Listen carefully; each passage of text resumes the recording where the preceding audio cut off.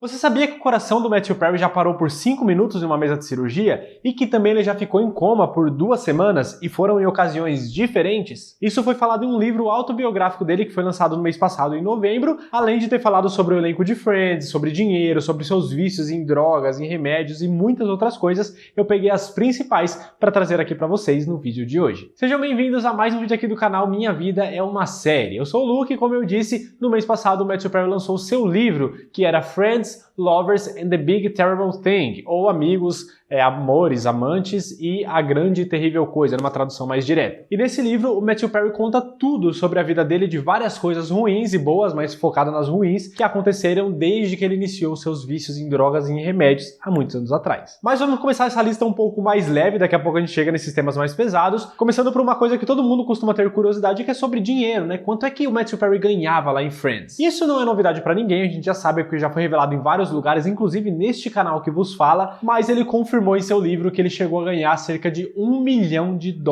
por episódio, ou seja, um episódio por semana, $1 milhão por semana, ali na época da 8ª temporada, mais ou menos. I just won $1 million. E isso, gente, foi o quê? 20 anos atrás. O que, se a gente for corrigir para hoje, daria mais ou menos $1 milhão e 600, e que, se a gente for calcular na cotação do dólar de hoje, daria mais de 9 milhões de reais por semana. E como eu disse, isso foi na época da 8ª temporada, mais ou menos. Ele fala que na última temporada eles ganhavam mais do que isso, só que ele não chega a citar o valor exato, porque provavelmente ele nem sabia quanto que ele ganhava mais, porque, mano, era muito dinheiro e ele torrava muito em coisas erradas. E uma outra coisa que ele fala ainda sobre isso, dessa parte do dinheiro, é que ele deve muito ao David Schwimmer, que foi graças a ele que todo mundo começou a receber um salário igual, porque até a 3ª temporada, a primeira e na segunda ali, cada um recebia diferente e o David Schwimmer era o que mais ganhava, porque ele já tinha uns trabalhos um pouco mais consolidados na carreira. Mas ele era um grande negociador e na hora de negociar o salário dele, ele meio que exigiu, né, na produção ali da série, que todo mundo negociasse o seu salário junto, para que todo mundo recebesse o mesmo valor, porque todo mundo era importante igual na série. Ele precisava fazer isso? Não, mas ele fez mesmo assim e graças ao David, todo mundo passou a ganhar muito dinheiro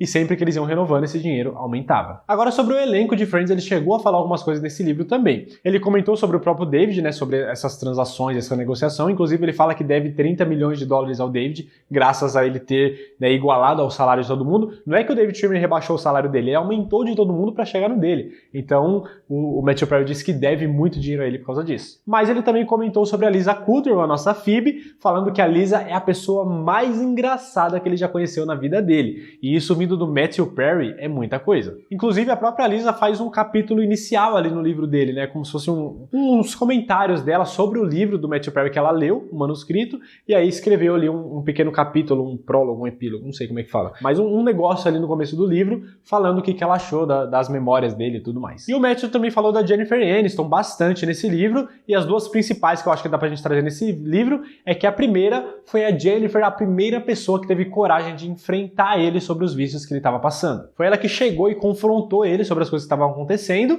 e que também ofereceu ajuda, né? Ofereceu muita ajuda pra ele, foi muito importante na sua recuperação. E uma outra coisa que ele disse é que ele tinha um crush gigante na Jennifer Aniston mesmo antes do início das gravações de Friends. E aí, quando eles começaram a gravar, ele chegou a chamar ela pra sair, mas ela recusou. Ela falou que achava melhor não, que era melhor eles continuar como amigos. Ela pediu para que eles continuassem, né, apenas como amigos, e ele aceitou e se tornaram grandes amigos, são grandes amigos até hoje. Mas vamos combinar aqui que, em defesa do Matthew Perry, quem não tem, ou pelo menos não teve um crush na Jennifer Aniston até hoje, né? Impossível. E falando em crushes, vamos para a área dos relacionamentos, né? Que fãs, né, que mulheres que assistiram Friends e não idealizaram um dia namorar o Chandler Bing. E não só mulheres, né? Alguns homens também provavelmente já tiveram esse ideal de par perfeito. O Chandler, eu não sei dizer, mas o Matthew Perry, algumas famosas já conseguiram tirar uma casquinha. Entre elas, a gente tem a grande Cameron Diaz, eles já ficaram, né, lá no início das suas carreiras, e a Gwyneth Paltrow também, que faz a Pepper Potts e tem tantos outros trabalhos importantes também, né? Faz a Pepper lá nos filmes da Marvel.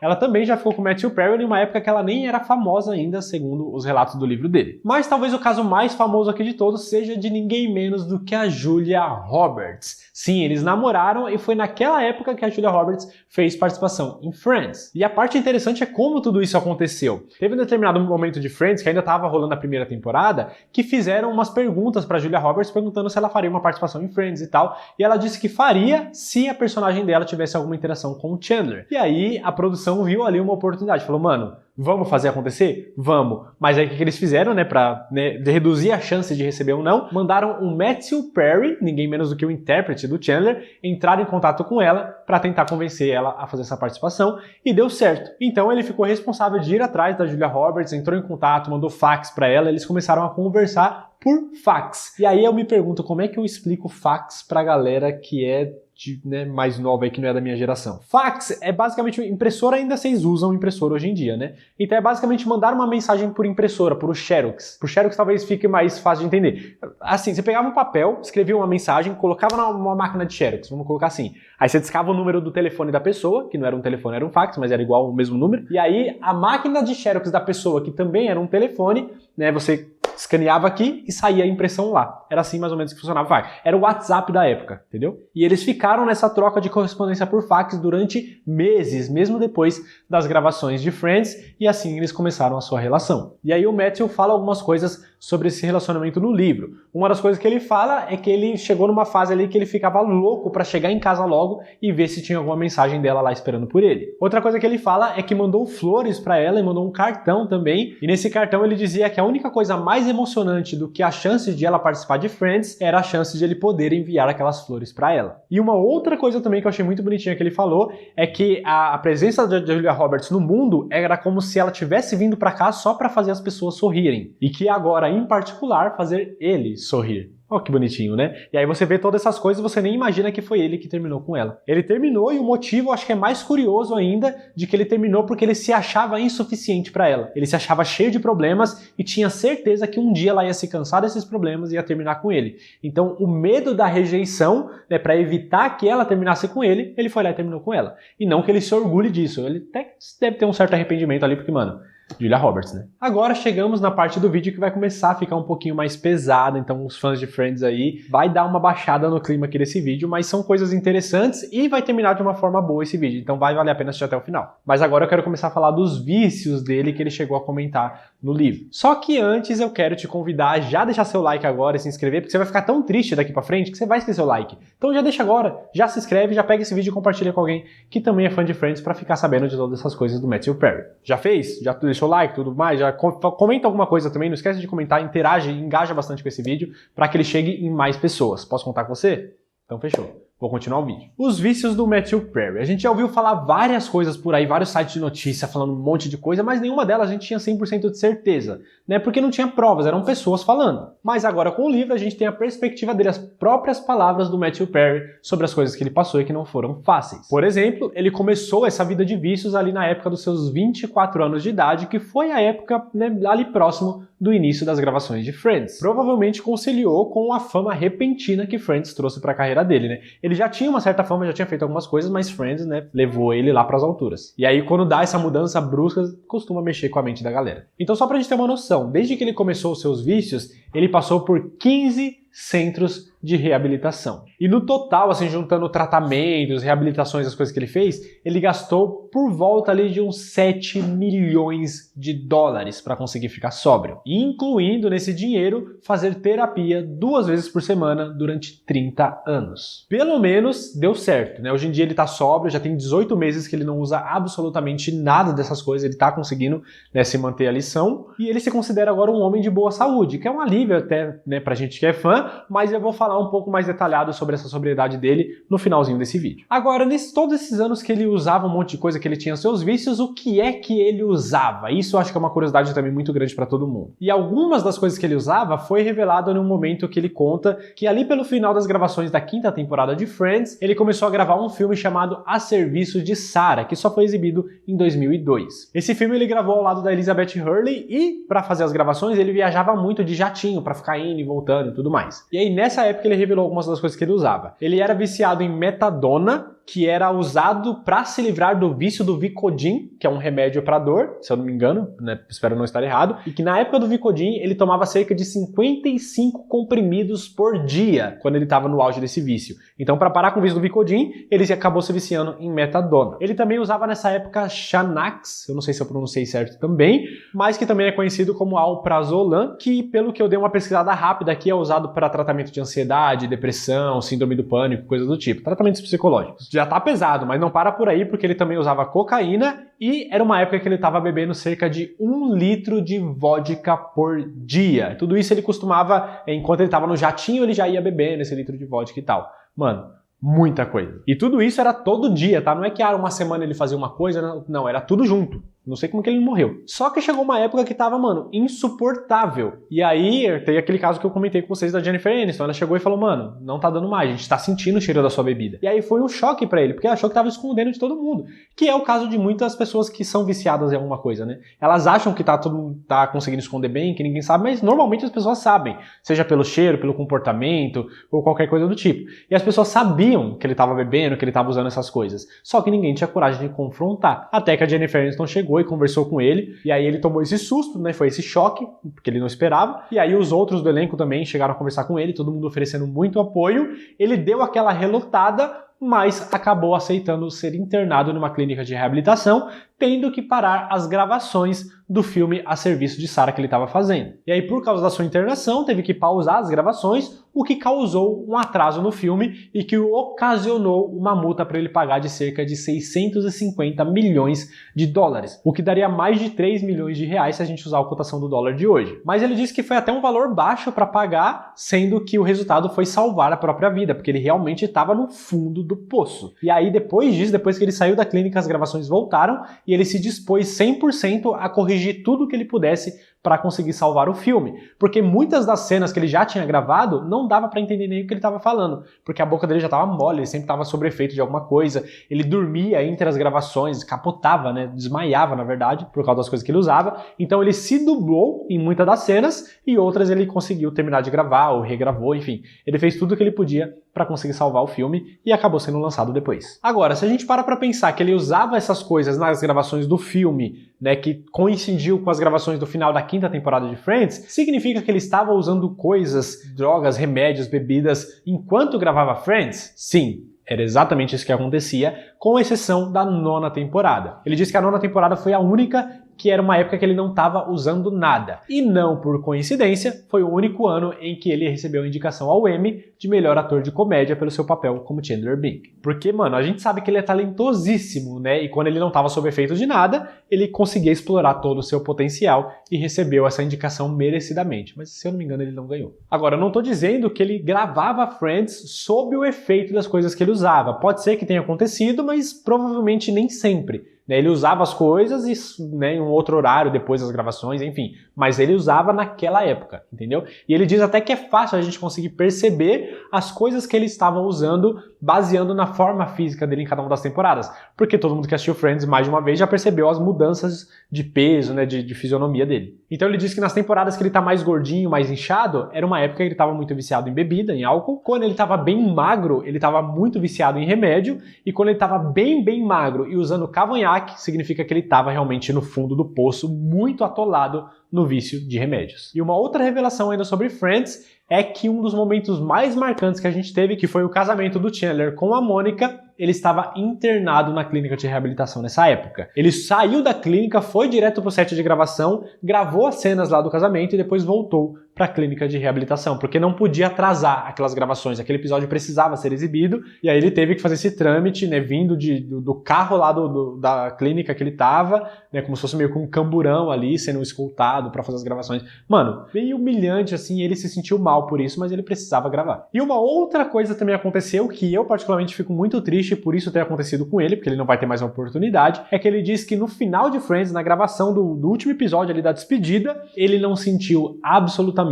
nada. Ele estava entre o elenco e a produção, todo mundo em prantos, chorando, se despedindo, se abraçando, e ele não sentiu nada. Não é que ele não estava triste, não é que ele não estava feliz, ele só não estava sentindo nada. E ele disse que não sabe se era por causa do efeito dos remédios que ele tomava ou se ele já estava morto por dentro, porque ele estava numa época bem ruim. Só que mesmo assim, ele sentiu, né? Alguns dias depois ele sentiu o fim de Friends, porque ele disse que foi como se ele tivesse caído de um penhasco. Quando acabou Friends, ele não tinha mais para onde ir. Ele acordava e não tinha motivação para sair da cama mais. Ele não tinha o trabalho dos sonhos para poder ir lá gravar. Ele não tinha as pessoas que ele amava para ir ver mais uma semana e estar do lado e dar risada e conversar. ele não tinha mais nada de importante para fazer na vida. Mesmo assim, ele não desistiu da vida dele, não desistiu de nada, ele continuou tentando, chegou a fazer alguns filmes, algumas séries, só que nada deu muito certo, né? Alguns filmes foram muito fracos de bilheterias, a série sendo cancelada com poucos episódios, no máximo uma temporada, nada estava dando certo, só que ele nem ligava, ele não se abalava porque ele sabia que mesmo que essas coisas fizessem sucesso, não ia preencher o vazio que ele estava sentindo.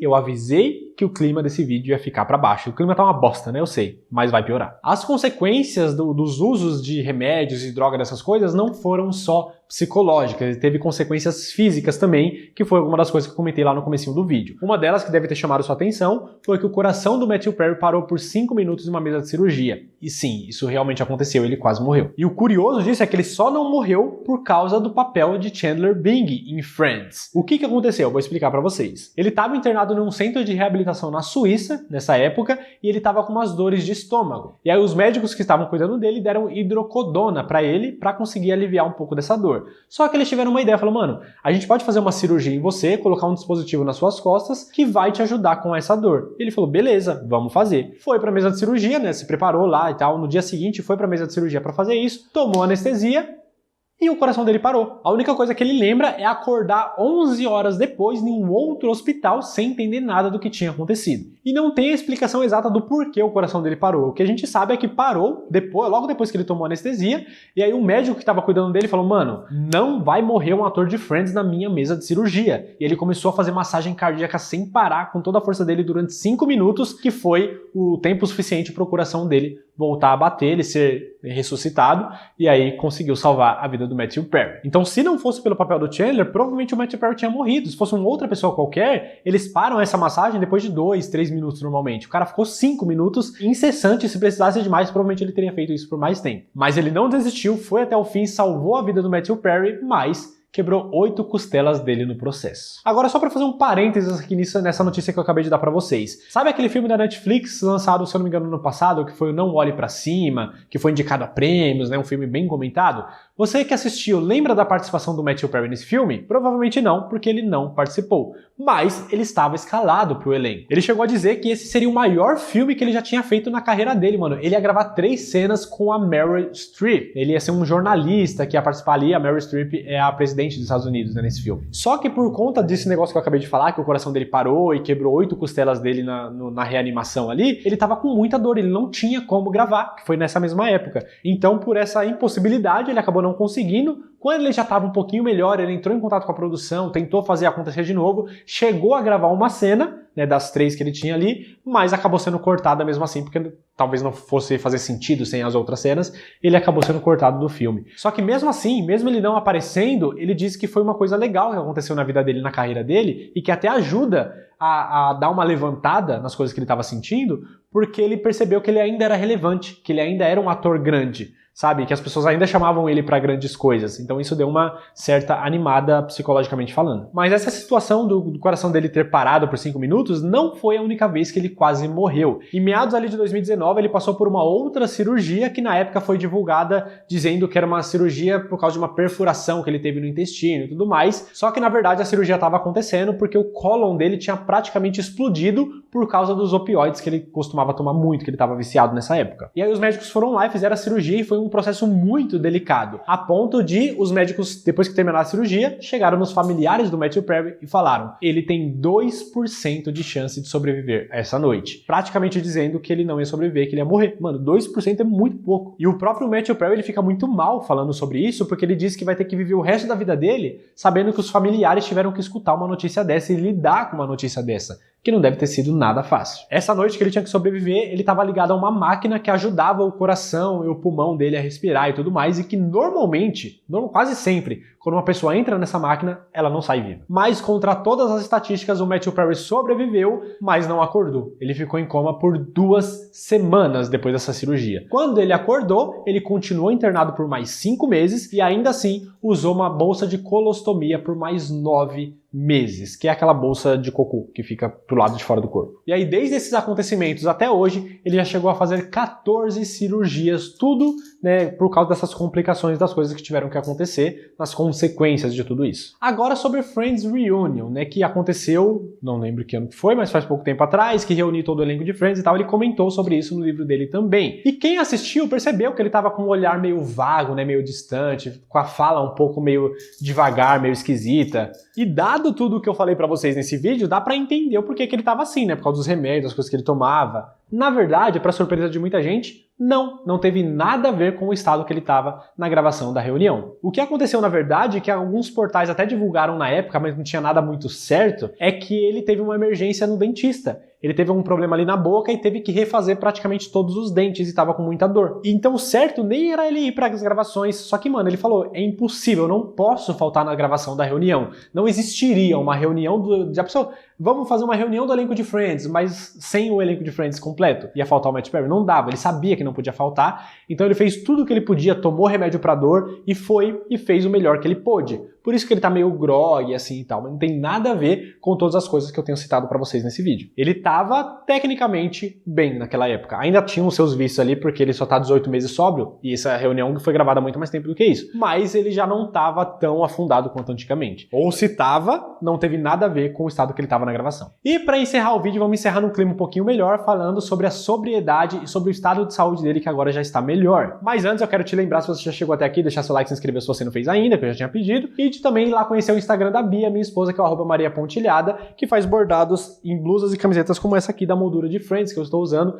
em especial em homenagem ao Matthew Perry e a todo o elenco, é claro. A Bia faz esses bordados personalizados tudo à mão, entrega para todo o Brasil, e o link do Instagram dela tá aqui na descrição. Vai lá, clica, vai conhecer o trabalho dela, que eu sei que você vai se apaixonar, faz o seu pedido pela DM do Instagram mesmo e fala que você conheceu aqui através do canal. Agora voltando a falar sobre a sobriedade do Matthew Perry. Como eu já tinha citado, ele já está há 18 meses sóbrio e tem conseguido até que manter uma rotina saudável. É claro que é difícil até a gente acreditar nisso, porque as fotos que a gente vê dele por aí não é o que parece, né? A gente vê umas fotos bem acabadinhas dele até hoje. Só que vamos combinar aqui, eu acho que essas fotos são uma mistura, tipo uma mistura das consequências das coisas que ele passou, né, que o corpo dele teve que suportar muita coisa, misturado com a safadeza dos paparazzi, de alguns jornalistas por aí, que usam, né, do exagero ali, da fantasia, daquele negócio do clickbait para conseguir clique, para conseguir pessoas para ler a matéria. Então uma foto dele bem não vai vender tanto, não vai atrair tantos cliques quanto uma foto dele todo acabado, veja como Matthew Perry, ator de Friends, está hoje. O que dá aquela acabada no ator e acaba sendo divulgado só essas piores coisas mesmo. Ainda mais dado todo o histórico dele, chama ainda mais atenção. E um grande exemplo disso é uma notícia bem recente, inclusive, que saiu depois que ele lançou o livro dele sobre aquele filme que eu citei, que ele gravou com a Elizabeth Hurley, A Serviço de Sarah. Muitas matérias por aí, depois do livro dele, colocaram assim no título, atriz Elizabeth Hurley, ou atriz do filme A Serviço de Sarah, disse que era impossível trabalhar com o ator de Friends, ou é impossível trabalhar com Matthew Perry. Quando a gente lê uma notícia dessa, né, no título, porra, ele era um cuzão, né? Devia ser impossível mesmo, devia xingar, devia ser uma pessoa muito ruim nos bastidores, e não. Quando a gente vai ler a matéria mesmo, a gente vê que, na verdade, ela estava sendo solidária com ele. Tipo, era difícil, porque era difícil ver ele naquela situação. Era difícil saber que ele estava passando por aquelas coisas, e era difícil gravar com ele por causa do estado que ele estava. Mas que ele não era uma pessoa ruim, muito pelo contrário. Ele tentava ser o mais profissional possível, tanto quanto o seu vício permitia. Mas nem todo mundo lê toda a matéria, né? Então a gente já vê o título, já dá aquela tristeza, já clica e tal, mas quando vai ver não é aquilo. Então as notícias costumam ser um pouco mais pesadas e exageradas do que é a realidade. Então vamos tentar não dar tanta moral assim para essas fotos de paparazzi dele todo acabado, porque ele tá bem. Ele disse que se considera uma pessoa de boa saúde hoje e é nisso que eu prefiro acreditar. Inclusive ele fala que uma coisa que ajuda muito é que o terapeuta que ele passa pediu para ele associar o uso das drogas e dos remédios com o fato de ele ter que voltar, provavelmente, a usar uma bolsa de colostomia, que foi o que ele teve que usar por 9 meses. E ele disse que ele cria uma aversão ao ele, tipo, só de pensar nessa situação, ele já cria uma aversão gigante pelos remédios, pelas drogas e tal, e que isso ajuda a ele evitar a voltar pro seu vício. Então tá ajudando bastante esse pensamento na sobriedade também. E aí, pra fechar, uma coisa que ele reforça muito no livro também, que foi o motivo de ele escrever esse livro, é de como é que ele passou por tudo isso, como é que ele tá vivo até hoje. Primeiro, ele agradece a Deus, agradece a ele mesmo por não ter desistido da vida, não ter desistido das coisas, mas ele diz que deve muito a ter tido coragem de pedir ajuda. e de tantas pessoas que ajudaram ele,